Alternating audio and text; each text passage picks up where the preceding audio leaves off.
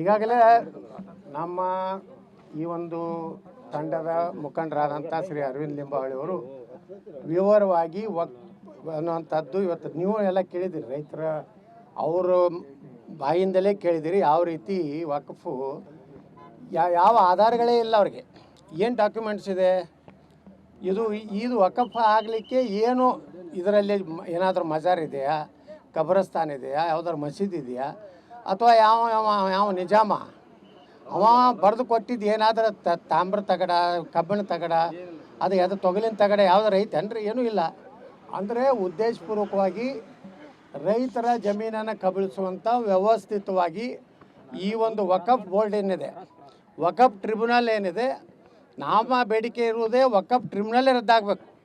ಯಾವುದೇ ರೈತ ತನ್ನ ಜಮೀನಾಗಲಿ, ಸರ್ಕಾರಿ ಜಮೀನಾಗಲಿ, ಮಠ ಮಂದಿರದಾಗಲಿ, ಅವರು ಅಲ್ಲಿನ ಅಸಿಸ್ಟೆಂಟ್ ಕಮಿಷನರು, ಡಿ ಸಿ ಅವರು, ಅಲ್ಲಿ ನ್ಯಾಯಾಲಯಗಳು ಮತ್ತು ಹೈಕೋರ್ಟು, ಸುಪ್ರೀಂ ಕೋರ್ಟಿಗೆ ಹೋಗಬೇಕು ವಿನಃ ಈ ವಕಫ್ ಟ್ರಿಬ್ಯುನಲ್ಗೆ ಹೋಗಬಾರ್ದು ಅನ್ನೋದೇ ನಮ್ಮ ಮೂಲ ಉದ್ದೇಶ. ಈಗಾಗಲೇ ಪ್ರಧಾನಮಂತ್ರಿಗಳು ಈ ವಕಫ್ ತಿದ್ದುಪಡಿಯನ್ನು ತಂದಿದ್ದಾರೆ ಹೋದ ಪಾರ್ಲಿಮೆಂಟ್ನಲ್ಲಿ. ಆದರೆ ಕಾಂಗ್ರೆಸ್ಸು ಮತ್ತು ಅವರೆಲ್ಲ ಮಿತ್ರ ಪಕ್ಷಗಳು ಇದನ್ನು ತೀವ್ರ ವಿರೋಧ ಮಾಡಿದ್ದರಿಂದ ಇವತ್ತು ಜಾಯಿಂಟ್ ಪಾರ್ಲಿಮೆಂಟ್ರಿ ಕಮಿಟಿ ಕೊಟ್ಟಿದ್ದಾರೆ. ಅದಕ್ಕೆ ಜಾಯಿಂಟ್ ಪಾರ್ಲಿಮೆಂಟ್ ಕಮಿಟಿಯವ್ರು ಸಹಿತ ಮೊನ್ನೆ ನಮ್ಮ ಏನು ಬಿಜಾಪುರನ ಹೋರಾಟ ಮಾಡಿದ್ದೀವಿ, ಅಲ್ಲಿ ಸುಮಾರು 16,000 ಎಕರೆ ವಕಫತ್ ಅಷ್ಟೇ ಅಲ್ಲ, ಇನ್ನೂ ಒಂದು ಭಾಳ ಆತಂಕಕಾರಿ ವಿಷಯ ಹೇಳ್ತೀನಿ ನಾನು. ಏನು 8 2B ವಕಫ್ ಹೊತ್ತಳೆ ಒಂದು ಕಾಲಮ್ ಮಾಡ್ಯಾರ ಅವರು. ಮುಂದೆ ಭವಿಷ್ಯದಲ್ಲಿ ವಕಫ್ ಆಗುವಂಥದ್ದು ಒಂದು ಲಿಸ್ಟ್ ಮಾಡ್ಯಾರ. ಅದು ಒಂದು 5-6 ಸಾವಿರ ಎಕರೆ ಮಾಡಿದ್ದಾರೆ ಬಿಜಾಪುರ ಜಿಲ್ಲೆಯಲ್ಲಿ. ಅಂದರೆ ಎಲ್ಲ ಕಡೆ ಡಿ ಸಿ ಕಚೇರಿಯಲ್ಲಿ ಮುಂದೆ ಆಗುವಂಥದ್ದೂ ಒಂದು ಪ್ಲ್ಯಾನ್ ಮಾಡಿಟ್ಟಿದ್ದಾರೆ. ಈ ಜಮೀರ್ ಅಹ್ಮದ್ ಖಾನ್ ಏನು ರಾಜ್ಯ ಪ್ರವಾಸ ವಕಫ್ ಅದಾಲತ್ ಮಾಡಿ ಏನು ಪ್ರಾರಂಭ ಮಾಡಿದ್ರು, ಮಾಡಿದಾಗ ಡಿ ಸಿ ಅವ್ರಿಗೆ, ಎ ಸಿ ಅವ್ರಿಗೆ, ತಹಸೀಲ್ದಾರ್ಗೆ ಧಮಕಿ ಕೊಟ್ಟು ನನಗೆ ನೇರವಾಗಿ ಮುಖ್ಯಮಂತ್ರಿ ಸಿದ್ದರಾಮಯ್ಯನವರೇ ಆದೇಶ ಮಾಡಿದ್ದಾರೆ, ವಕಫ್ ಆಸ್ತಿ ಒಂದು ಇಂಚೂ ನಾವು ಬಿಡೋದಿಲ್ಲ, ಅದು ಭಾರತ ಸರ್ಕಾರದ ಆಸ್ತಿ ಅಲ್ಲ, ಯಾರಪ್ಪನ ಆಸ್ತಿ. ಹಂಗಾದರೆ ಯಾವುದೇ ಉತ್ತರ ತೆಗೆದ್ರು ಕರ್ನಾಟಕ ಸರ್ಕಾರದ್ದೇ ಇರ್ತದೆ, ಸರ್ಕಾರ ಮೊದಲ ಮಾಲೀಕ, ಅಲ್ಲಿಂದ ನಾವು ರೈತರು ಇರ್ತದೆ. ಆದರೆ ಜಮೀರ್ ಅಹ್ಮದ್ ಹೇಳೋತಾ ಇರೋದು ಇದು ಸರ್ಕಾರದಲ್ಲ, ಇದು ನಮ್ಮ ದೇಶದ್ದೇ ಅಲ್ಲ ತಾನೆ. ಅಂದಮೇಲೆ ಇದು ಭಾಳ ಗಂಭೀರ ಪರಿಸ್ಥಿತಿ ನಿರ್ಮಾಣ ಆದಮೇಲೆ ನಮ್ಮ ಜಾಯಿಂಟ್ ಪಾರ್ಲಿಮೆಂಟ್ರಿ ಕಮಿಟಿ ಚೇರ್ಮನ್ ನಮ್ಗೆ ಹೇಳಿದ್ರು, ನೀವು ಅಷ್ಟೇ ಬಿಜಾಪುರದ ಅಷ್ಟೇ ಅಲ್ಲ, ಇಡೀ ಕರ್ನಾಟಕದಲ್ಲಿ ಒಂದು ತಂಡ ಆಗಿ ಅಡ್ಡಾಡಿ ಯಾವ ರೀತಿ ಬಿಜಾಪುರದಲ್ಲಿ ವ್ಯವಸ್ಥಿತವಾಗಿ ಪ್ರತಿಯೊಬ್ಬ ರೈತರನ್ನ ನೀವು ಉತ್ತಾರಿತ ಮಾಡಿ ಸರ್ಕಾರದ ಒಂದು ಜಮೀನು ಆಗಲಿ, ನಮ್ಮಲ್ಲಿ ಪೊಲೀಸ್ ಹೆಡ್ ಕ್ವಾರ್ಟರೇ ವಕಫ್ ಮಾಡಿದ್ದಾರೆ. ಈ ರೀತಿ ಏನೇನದೋ ಅಂಥ ಮಾಹಿತಿ ನಮ್ಗೆ ಕೊಡ್ರಿ. ನಿಮ್ಮನ್ನು ವಿಶೇಷವಾಗಿ ದಿಲ್ಲಿಗೆ ಕರೆಸಿ ಜಾಯಿಂಟ್ ಪಾರ್ಲಿಮೆಂಟ್ ಕಮಿಟಿ 31 ಸದಸ್ಯರಿದ್ದಾರೆ, ಏನೇನು ನಿಮ್ಮ ಸಮಸ್ಯೆ ಅದ ಅವ್ರಿಗೂ ಸ್ವಲ್ಪ ಅರಿವು ಬರಲಿ ಅವರಿಗೆ. ಕಾಂಗ್ರೆಸ್ನವ್ರಿಗೆ ಏನು ಲಾಲು ಪ್ರಸಾದ್ ಯಾದವ್ ಪಾರ್ಟಿಗೆ, ಮಮತಾ ಬ್ಯಾನರ್ಜಿ ಪಾರ್ಟಿಗೆ, ಸಮಾಜವಾದಿ ಪಾರ್ಟಿಗೆ ಅರ್ಥ ಆಗಲಿ ವಕಫ್ ಎಷ್ಟು ಒಂದು ಖತರ್ನಾಕ್ ಒಂದು ಕಾನೂನು ಇದೆ ಅನ್ನೋಂಥದ್ದು. ಅದನ್ನು ಗಮನಕ್ಕೆ ತರಲಿಕ್ಕೆ ಈ ರೀತಿ ರಾಜ್ಯ ಪ್ರವಾಸವನ್ನು ನಾವೆಲ್ಲ ಕೂಡಿ ಮಾಡ್ತಾಯಿದ್ದೀವಿ. ಸರ್, ಈಗ ಈ ಒಂದು ವಿಲೇಜಲ್ಲಿ 2022ರಲ್ಲಿ ವಕಫ್ ಅಂತೇಳಿ ಸೇರ್ಕೊಂಡಿದ್ದಾರೆ ಪಾಣಿಲ್, ಅವಾಗ ಬಿಜೆಪಿ ಸರ್ಕಾರ ಇತ್ತು. ಬಿಜೆಪಿ ಸರ್ಕಾರದಲ್ಲಿ ನೋಡಿ ಒಂದಂತೂ ಕ್ಲಿಯರ್ ಮಾಡ್ತೀನಿ ನಾನು. ಅದು ಯಡಿಯೂರಪ್ಪನವ್ರ ಸರ್ಕಾರ ಇರಲಿ, ಬೊಮ್ಮಾಯಿಯವ್ರ ಸರ್ಕಾರ ಇರಲಿ, ಜಗದೀಶ್ ಶೆಟ್ಟರ್ ಸರ್ಕಾರ ಇರಲಿ, ಸದಾನಂದ ಗೌಡರ ಸರ್ಕಾರ ಇರಲಿ, ಅದನ್ನು ಸಮರ್ಥನೆ ಮಾಡ್ಕೊಳ್ಳೋಕೆ ನಾವು ಬಂದಿಲ್ಲ. ಯಾರಿಗೆ ಅನ್ಯಾಯ ಆಗಿದೆ, ಅನ್ಯಾಯ ಆಗಿದೆ. ಯಾವ ಸರ್ಕಾರ ಇದ್ರೂ ಅನ್ಯಾಯ ಆಗಿದೆ. ನಾವೇನು ಅದನ್ನು ರೆಸ್ಕ್ಯೂ ಮಾಡಿ ನಾವು ಹಂಗೆ ಮಾಡಿಲ್ಲ ಹಿಂಗೆ ಮಾಡಲ್ಲ ಅದನ್ನು ನಾವು ಯಾರೂ ವಾದ ಮಾಡಕ್ಕೆ ಬಂದಿಲ್ಲ.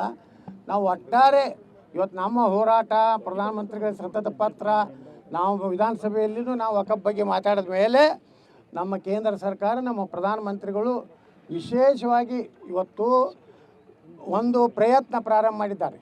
ಮಾನ್ಯ ಅವರು ಹೇಳಿದ್ದಾರೆ, ನಿನ್ನೆ ನಮ್ಮ ದೇಶದ ಸಂವಿಧಾನದ ಏನು ಒಪ್ಪಿಕೊಂಡಂಥ ದಿನ ನಿನ್ನೆ, ಅದರ ಹಿಂದಿನ ದಿವಸನೇ ಪ್ರಧಾನಮಂತ್ರಿಗಳು ಹೇಳಿದ್ದಾರೆ, ಈ ದೇಶ ಭಾರತದ ಸಂವಿಧಾನ ಡಾಕ್ಟರ್ ಬಾಬಾ ಸಾಹೇಬ್ ಅಂಬೇಡ್ಕರ್ ಅವ್ರ ಸಂವಿಧಾನ ಮೇಲೆ ನಡೀತದೆ ಹೊರತು ಯಾವುದೇ ಇಂಥ ಗಿಕ್ಕಪ್ಗೆ ಅಲ್ಲಿ ಅವಕಾಶ ಇಲ್ಲ, ಅಲ್ಲಿ ಸ್ಥಳನೇ ಇಲ್ಲ ಸಂವಿಧಾನದಲ್ಲಿ. ಅದಕ್ಕೆ ನಾವು ರದ್ದು ಮಾಡೇ ಮಾಡ್ತೀವಿ ಅಂತೇಳಿ ಏನು ಭರವಸೆ ಕೊಟ್ಟಾರೆ ದೇಶದ ಜನರಿಗೆ. ಅವ್ರಿಗೆ ಇನ್ನಷ್ಟು ನೈತಿಕ ಬೆಂಬಲ, ಜನಜಾಗೃತಿ ಮಾಡೋದ್ರ ಮೂಲಕ ಜನರಲ್ಲಿ ವಕಫ್ ಅನ್ನುವಂಥದ್ದು ಎಷ್ಟು ಒಂದು ಕರಾಳ ಒಂದು ಕಾನೂನು ಇದೆ ಅನ್ನೋಂಥದ್ದು ತಿಳಿಸಲಿಕ್ಕೆ ನಾವು ಅಡ್ಡಾಡ್ತಾ ಇದ್ದೀವಿ. ಸರ್, ಇನ್ನೊಂದು ವಿಚಾರ ಸರ್, ಈಗ ನೋಡ್ರಿ, ಯತ್ನಾಳ್ ಅವ್ರ ಜೊತೆ ಹೋಗಿ ನಾವು ತಪ್ಪು ಮಾಡಿದ್ವಿ. ಈ ಮುಂದೆ ಬೆಂಗಳೂರಲ್ಲಿ ಒಂದು ಕಾರ್ಯಕಾರಿಣಿ ಸಭೆ ಕರಿತೀವಿ, ಆ ಸಭೆಯಲ್ಲಿ ಯತ್ನಾಳ್ ಅವರಿಗೆ ಮತ್ತೆ ಮುರುಗೇಶ್ ನಿರಾಣಿ ಅವ್ರಿಗೆ ಕರಿತೀವಿ ಅಂತ ಹೇಳಿದ್ದಾರೆ ಸರ್. ನೋಡ್ರಿ, ಅದನ್ನು ಇದು ತೆಗಿಬೇಡ್ರಿ. ನಾವು ವಕಫ್ ಸಲುವಾಗಿ ಬಂದಿವಿ, ಅವ ಯಾವ್ದಾರು ಕರೀಲಿ ಏನಾರು ಕಿಸಿಲಿ ನಮಗೇನು ಸಂಬಂಧ ಇಲ್ಲ. ಈಗಾಗಲೇ ನಮ್ಮ ಈ ಒಂದು ತಂಡದ ಮುಖಂಡರಾದಂಥ ಶ್ರೀ ಅರವಿಂದ್ ಲಿಂಬಾವಳಿ ಅವರು ವಿವರವಾಗಿ ಅನ್ನುವಂಥದ್ದು ಇವತ್ತು ನೀವು ಎಲ್ಲ ಕೇಳಿದಿರಿ, ರೈತರ ಅವರು ಬಾಯಿಂದಲೇ ಕೇಳಿದಿರಿ ಯಾವ ರೀತಿ ವಕ್ಫು ಯಾವ ಆಧಾರಗಳೇ ಇಲ್ಲ ಅವ್ರಿಗೆ, ಏನು ಡಾಕ್ಯುಮೆಂಟ್ಸ್ ಇದೆ, ಇದು ವಕಫ್ ಆಗಲಿಕ್ಕೆ ಏನು ಇದರಲ್ಲಿ ಏನಾದರೂ ಮಜಾರ್ ಇದೆಯಾ, ಕಬ್ರಸ್ತಾನ್ ಇದೆಯಾ, ಯಾವ್ದಾದ್ರು ಮಸೀದಿ ಇದೆಯಾ, ಅಥವಾ ಯಾವ ನಿಜಾಮ ಅವ ಬರೆದು ಕೊಟ್ಟಿದ್ದು ಏನಾದರೂ ತಾಮ್ರ ತಗಡ, ಕಬ್ಬಿಣ ತಗಡ, ಅದು ತೊಗಲಿನ ತಗಡ ಯಾವ್ದಾರು ಐತೇನ್ರಿ? ಏನೂ ಇಲ್ಲ. ಅಂದರೆ ಉದ್ದೇಶಪೂರ್ವಕವಾಗಿ ರೈತರ ಜಮೀನನ್ನು ಕಬಳಿಸುವಂಥ ವ್ಯವಸ್ಥಿತವಾಗಿ ಈ ಒಂದು ವಕಫ್ ಬೋರ್ಡ್ ಏನಿದೆ, ವಕಫ್ ಟ್ರಿಬ್ಯುನಲ್ ಏನಿದೆ, ನಮ್ಮ ಬೇಡಿಕೆ ಇರುವುದೇ ವಕಫ್ ಟ್ರಿಬ್ಯುನಲ್ಲೇ ರದ್ದಾಗಬೇಕು. ಯಾವುದೇ ರೈತ ತನ್ನ ಜಮೀನಾಗಲಿ, ಸರ್ಕಾರಿ ಜಮೀನಾಗಲಿ, ಮಠ ಮಂದಿರದಾಗಲಿ, ಅವರು ಅಲ್ಲಿನ ಅಸಿಸ್ಟೆಂಟ್ ಕಮಿಷನರು, ಡಿ ಸಿ ಅವರು, ಅಲ್ಲಿ ನ್ಯಾಯಾಲಯಗಳು ಮತ್ತು ಹೈಕೋರ್ಟು, ಸುಪ್ರೀಂ ಕೋರ್ಟಿಗೆ ಹೋಗಬೇಕು ವಿನಃ ಈ ವಕಫ್ ಟ್ರಿಬ್ಯುನಲ್ಗೆ ಹೋಗಬಾರ್ದು ಅನ್ನೋದೇ ನಮ್ಮ ಮೂಲ ಉದ್ದೇಶ. ಈಗಾಗಲೇ ಪ್ರಧಾನಮಂತ್ರಿಗಳು ಈ ವಕಫ್ ತಿದ್ದುಪಡಿಯನ್ನು ತಂದಿದ್ದಾರೆ ಹೋದ ಪಾರ್ಲಿಮೆಂಟ್ನಲ್ಲಿ. ಆದರೆ ಕಾಂಗ್ರೆಸ್ಸು ಮತ್ತು ಅವರೆಲ್ಲ ಮಿತ್ರ ಪಕ್ಷಗಳು ಇದನ್ನು ತೀವ್ರ ವಿರೋಧ ಮಾಡಿದ್ದರಿಂದ ಇವತ್ತು ಜಾಯಿಂಟ್ ಪಾರ್ಲಿಮೆಂಟ್ರಿ ಕಮಿಟಿ ಕೊಟ್ಟಿದ್ದಾರೆ. ಅದಕ್ಕೆ ಜಾಯಿಂಟ್ ಪಾರ್ಲಿಮೆಂಟ್ ಕಮಿಟಿಯವ್ರು ಸಹಿತ ಮೊನ್ನೆ ನಮ್ಮ ಏನು ಬಿಜಾಪುರನ ಹೋರಾಟ ಮಾಡಿದ್ದೀವಿ, ಅಲ್ಲಿ ಸುಮಾರು 16,000 ಎಕರೆ ವಕಫತ್ ಅಷ್ಟೇ ಅಲ್ಲ, ಇನ್ನೂ ಒಂದು ಭಾಳ ಆತಂಕಕಾರಿ ವಿಷಯ ಹೇಳ್ತೀನಿ ನಾನು. ಏನು 8 2BA ವಕಫ್ ಹೊತ್ತಳೆ ಒಂದು ಕಾಲಮ್ ಮಾಡ್ಯಾರ ಅವರು. ಮುಂದೆ ಭವಿಷ್ಯದಲ್ಲಿ ವಕಫ್ ಆಗುವಂಥದ್ದು ಒಂದು ಲಿಸ್ಟ್ ಮಾಡ್ಯಾರ. ಅದು ಒಂದು 5-6 ಸಾವಿರ ಎಕರೆ ಮಾಡಿದ್ದಾರೆ ಬಿಜಾಪುರ ಜಿಲ್ಲೆಯಲ್ಲಿ. ಅಂದರೆ ಎಲ್ಲ ಕಡೆ DC ಕಚೇರಿಯಲ್ಲಿ ಮುಂದೆ ಆಗುವಂಥದ್ದೂ ಒಂದು ಪ್ಲ್ಯಾನ್ ಮಾಡಿಟ್ಟಿದ್ದಾರೆ.